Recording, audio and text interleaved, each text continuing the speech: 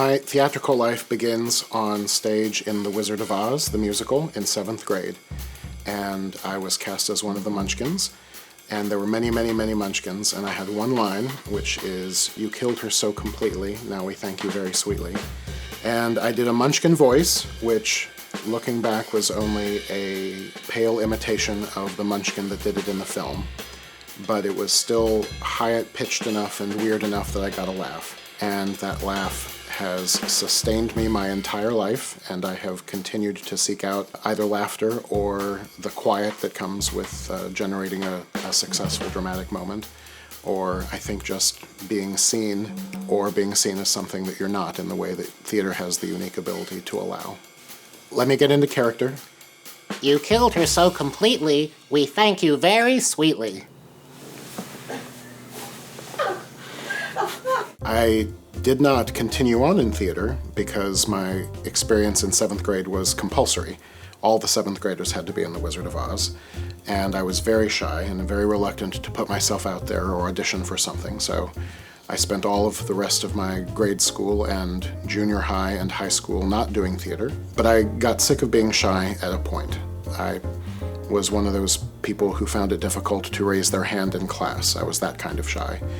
And I knew that I had something to say. I knew that I didn't like that quiet, constraining feeling you get when you feel like you want to answer a question or you want to contribute and something's pressing down on you, keeping from doing that. A friend of mine recommended that I take an acting class, and I said, "What do you do in an acting class?" And he said, "Yesterday we sizzled like bacon on the floor, and the day before that we acted like animals in the classroom." And I said, I can do those things. I can sizzle like bacon. I can act like an animal. So I took an acting class, and it was tons of fun, and I auditioned for something, and I got in, and I kept auditioning, and I kept getting in. But after a while, I realized that I enjoyed the storytelling of theater, and I enjoyed the camaraderie, but maybe being on stage wasn't the path for me.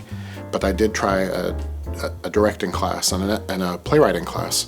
And I realized that in writing a story or directing a story, I got to be part of that storytelling process without the attention being on me. I loved sitting in an audience. I loved being a part of the community of an audience, watching a story being told and having had a role in it, either having written the story or helped to guide how it's told. That's where I felt my creative voice emerging, truly and finally. I like the spotlight. I like being close enough to it to be warmed by it, but far enough away that others get to tell their stories and others get the opportunity to shine. I shine best in the dark. The most significant play that I've written, I think, is an adaptation of Frankenstein that was commissioned by Summerfest. That helped direct my creative energies, not away from directing, because I still love to direct, but I realize that I have a lot of stories welling up within me. Some of them are other people's stories. I don't think you can live in these very strange, very troubled times without having some kind of creative response to it. Fortunately, by being in the theater, I have a creative outlet where I can respond to these things. I think a lot of people just stay upset and doom scroll on their phones, and I'm hoping to channel some of that frustration into dramatic action, if not social action. After being back in Lexington for a while, after an extended absence, a handful of people had an interest in producing great theater at a high level. So the model we created was one in which we would do plays that worked in an intimate venue, some with larger casts, some with smaller, and an opportunity for younger artists to learn through a professional experience. Probably the most rewarding aspect of working as a professional artist is the avenue that I've stumbled upon and continued down in education. There's not necessarily a big opening night or a splashy review that acknowledges that work.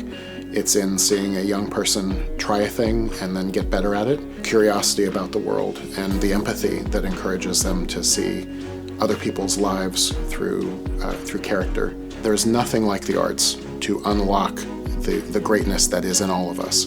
And no matter what your skill level is, if you have enthusiasm and love, and specifically a love for expressing yourself, there's something great in you, and artistic expression will reveal it to the world, or at least to yourself.